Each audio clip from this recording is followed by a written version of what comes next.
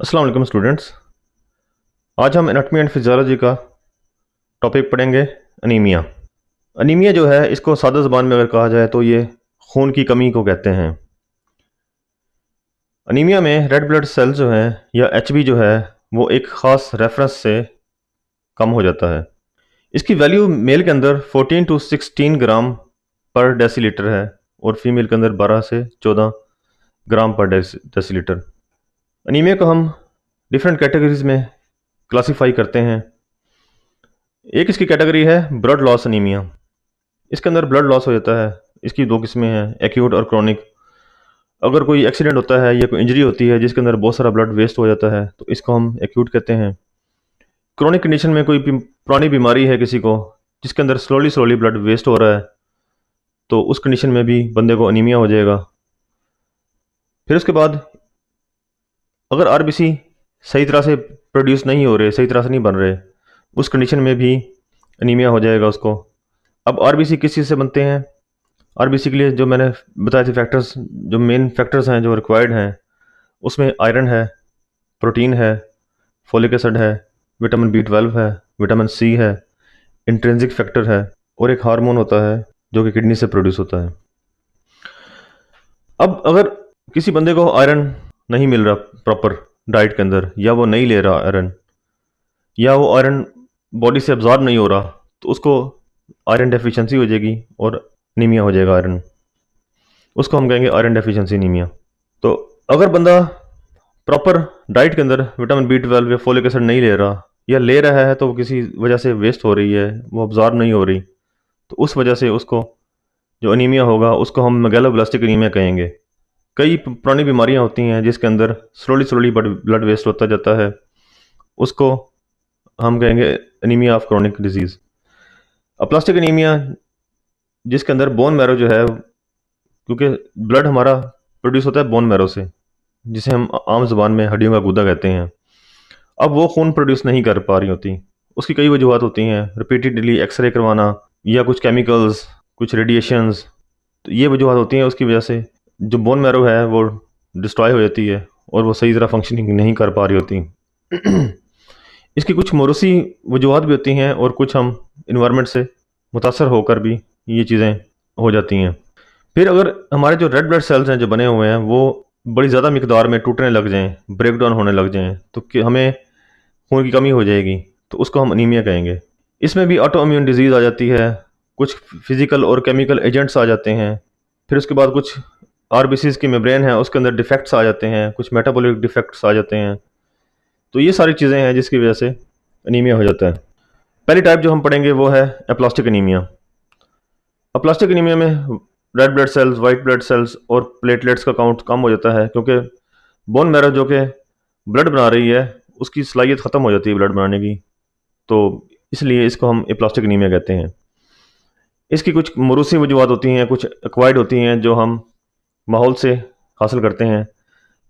जो मौरूसी होती हैं उनको हम फैनकोनिस अनीमिया कहते हैं। एक्वायर्ड में कुछ एक्सरेज हो गए, केमिकल कंपाउंड्स हो गए, कुछ मेडिसिन होगी जिसके अंदर क्लोरफेनिकॉल हो गया, सल्फोनामाइड हो गया, मिथोट्रेक्सेट हो गया। कुछ वजूहत जैसे टीबी होगी या प्रेगनेंसी होगी, उसके अंदर भी अनीमिया हो जाता है अक्सर लोगों को। क्लिनिकल फीचर आप कैसे उसको जज करेंगे कि इस बंदे को अनीमिया हुआ है, प्लास्टिक अनीमिया? उसमें जिस पेशेंट को हुआ है उसकी स्किन के ऊपर छोटे छोटे स्पॉट होंगे, उस के स्पॉट्स होंगे, उसके गम्स जो हैं, मसूड़ों में से खून आएगा, नोज़ में से खून आएगा, उसको फीवर होगा, अल्सर और ओरल कैविटी अल्सर्स बन जाएंगे। ट्रीटमेंट इसकी हम बोन मैरो ट्रांसप्लांटेशन करते हैं, ब्लड देते हैं उस पेशेंट को, एंटीबायोटिक्स देते हैं और स्टीरॉयड देते हैं। मेगालोब्लास्टिक अनीमिया, मेगालो ये निकला है मेगा से। मेगा देखें, मेगा को कहते हैं बड़ा। इसमें क्या होता है, जो रेड ब्लड सेल्स होते हैं वो बड़े बड़े होते हैं, नॉर्मल शेप के नहीं होते। और ये इसकी दो वजूहत होती हैं मेगालोब्लास्टिक अनीमिया के, या तो विटामिन बी 12 की डेफिशिएंसी हो जाएगी या फोलिक एसिड की डेफिशिएंसी हो जाएगी। इंट्रिंसिक फैक्टर डेफिशिएंसी जब होगी, इंट्रिंसिक फैक्टर स्टमक से रिलीज होता है जो कि विटामिन बी 12 को अब्जॉर्ब करवाता है, तो उसको हम पर्नीशियस अनीमिया कहेंगे। बचपन से ही मोरूसी तौर पर उस बंदे के अंदर इंट्रिंसिक फैक्टर नहीं है जो विटामिन बी 12 को अब्जॉर्ब कर रहा है।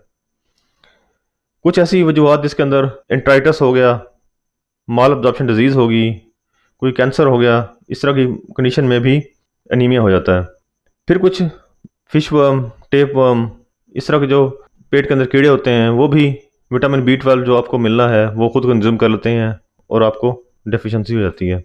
आप इस पेशेंट को देखेंगे जिसको अनीमिया हुआ हुआ है, तो उस वो आपको वीकनेस उसके अंदर फील होगी, वेट लॉस होगा उसका, शॉर्टनेस ऑफ ब्रेथ होगी, लॉस ऑफ कॉन्शियसनेस होगी, यानी कि वो बेहोश जैसे होता बंदा बेहोश हो सकता है वो, उसकी स्किन और उसका चेहरा पीला हुआ पड़ा हुआ होगा। तो इस तरह की यानी कि अलामतें हैं, तब जाके आप अंदाज़ा कर सकते हैं कि इसको विटामिन B12 डेफिशिएंसी हुई पड़ी है। इसकी ट्रीटमेंट के लिए हम उसे हाइड्रोक्सीकोबालामिन 1000 मिलीग्राम इंजेक्शन लगाते हैं, 4000 से 6000 माइक्रोग्राम 3 हफ्ते के लिए। दूसरा मेगालोब्लास्टिक की जो टाइप है वो है फोलिक एसिड डेफिशिएंसी एनीमिया। इसके अंदर या तो आप फोलिक एसिड ले नहीं रहे, अगर आप ले रहे हैं तो वो ऑब्जॉर्ब नहीं हो रही, क्योंकि ये ज़्यादातर पाई जाती है आपकी फूड के अंदर। एक्सेसिव कुकिंग हम कर लेते हैं फूड की, तो उसकी वजह से ये वेस्ट हो जाती है और हमें मिल नहीं पाती। या आप अनबैलेंस डाइट ले रहे हैं, आप टीनेजर हैं, आप डाइट कॉन्शियस नहीं हैं, ओल्ड हैं, पुअर कंडीशंस है, स्टारवेशन है, यानी कि ये डिफरेंट फैक्टर्स हैं जिसकी वजह से फोलिक एसिड डेफिशिएंसी एनीमिया हो जाता है। और भी रीज़न है इसकी, जैसे माल अब्जॉर्प्शन डिजीज़ है, कुछ मेडिसिन है जिसकी वजह से फोलिक एसिड बॉडी को नहीं मिल पाता, जिनमें बारबिचरेट्स, इथानॉल, इथानॉल कहते हैं शराब को, अक्सर लोग शराब नोशी करते हैं तो उनको उनमें फोलिक एसिड डेफिशिएंसी हो जाती है। कुछ कंडीशन ऐसी हैं जिसके अंदर इसकी रिक्वायरमेंट ज़्यादा हो जाती है, जैसे प्रेगनेंसी होगी, लैक्टेशन होगी, छोटे बच्चों में इनको इसकी ज़रूरत ज़्यादा होती है, जो कैंसर पेशेंट हैं उनमें ज़रूरत होती है, मरकेप्टोप्यूरिन है, फ्लोरोयूरासिल है, साइटोसिन है, ये भी फोलिक एसिड को बॉडी में अब्जॉर्प्शन को रोकती हैं। ये clinical features, folic acid deficiency का जो पेशेंट है उसको वीकनेस होगी, वेट लॉस होगा, बड़ी जल्दी थकावट हो जाएगी उसको, उसकी कंसंट्रेशन जो है वो सही तरह फोकस नहीं कर पाएगा किसी चीज़ पे, उसको नींद का प्रॉब्लम होगा और उसको इंटेस्टाइनल प्रॉब्लम होंगी, यानी कि जो उसका स्टमक अपसेट रहेगा, इस तरह की चीज़ें होंगी उसके साथ। फिर उसके बाद उसकी जो टंग है, जो ज़ुबान है, वो छाले होंगे वहाँ पे, सौर हो जाएगी, जो उसके लिप्स हैं उसके अंदर फिशर्स हो जाएंगे और मुंह पक जाएगा, इस तरह की कंडीशन हो जाएगी। ट्रीटमेंट इसका ये है कि 5 मिलीग्राम टैबलेट फोलिक एसिड की डेली देनी होती है पेशेंट को। आयरन डेफिशिएंसी एनीमिया में क्या होगा, आयरन की डेफिशिएंसी हो जाएगी, क्योंकि आयरन बहुत इंपॉर्टेंट कंपोनेंट है रेड ब्लड सेल्स का। जो हीम है वो 4% होता है और ग्लोबिन जो है वो प्रोटीन है जो कि 96% होती है। सो आयरन, हीम जो है वो आयरन है। इसकी काजेज़ क्या हैं, या तो फूड के अंदर आप नहीं ले रहे, उसकी डिमांड ज़्यादा है, प्रेगनेंसी है, लैक्टेशन में आपको ज़्यादा चाहिए, मेंस्ट्रुएशन हो रही है अगर फीमेल के अंदर तो उसको आयरन ज़्यादा चाहिए क्योंकि उसका ब्लड वेस्ट हो रहा है। माल अब्जॉर्प्शन है उस कंडीशन में, सीलिक डिजीज़ के अंदर, टीबी के अंदर, तो इस कंडीशन में आयरन की डेफिशिएंसी हो जाती है। फिर कुछ कंडीशंस क्रोनिक होती हैं, कुछ एक्यूट होती हैं, जिसमें पेप्टिक अल्सर हो गया, कोई कैंसर हो गया कोलोन का, हेमोरॉइड्स हो गए, हुकवर्म इन्फेक्शन हो गया या ब्लीडिंग डिसऑर्डर्स हो गए, इसके अंदर भी आयरन डेफिशिएंसी हो जाती है और एनीमिया हो जाता है। जिस पेशेंट को आयरन डेफिशिएंसी एनीमिया होगा उस वो थका थका फील करेगा, वीकनेस फील करेगा, उसका रंग पीला होगा, उसके नेल जो है वो आसानी से टूट जाएंगे और उसकी नेल्स की शेप जो है स्पून शेप हो जाएगी, खाने पीने में डिफ़िकल्टी होगी उसे। ट्रीटमेंट हम ओरल देंगे उसको आयरन 600 मिलीग्राम डेली। अगर पेशेंट ओरल आयरन नहीं ले सकता तो फिर हम उसको इंट्रामस्कुलर या इंट्रावेनस ड्रिप की फॉर्म में आयरन देंगे। हीमोलाइटिक एनीमिया, एनीमिया के वो टाइप है जिसके अंदर रेड ब्लड सेल ब्रेक हो जाते हैं।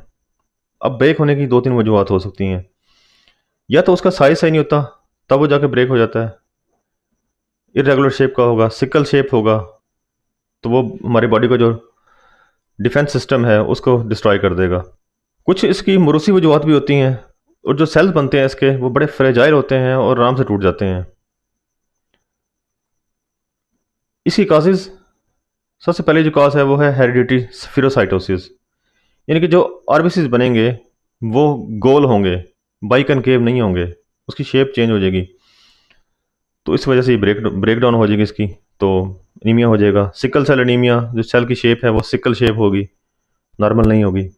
थैलेसीमिया, इस कंडीशन में भी एनीमिया हो जाएगा। Erythroblastosis fetalis, auto immune disease, ये डिफरेंट कंडीशंस हैं। मलेरिया जैसे होगी, मलेरिया के अंदर भी आरबीसी जो हैं वो ब्रेक डाउन हो जाती है उसकी।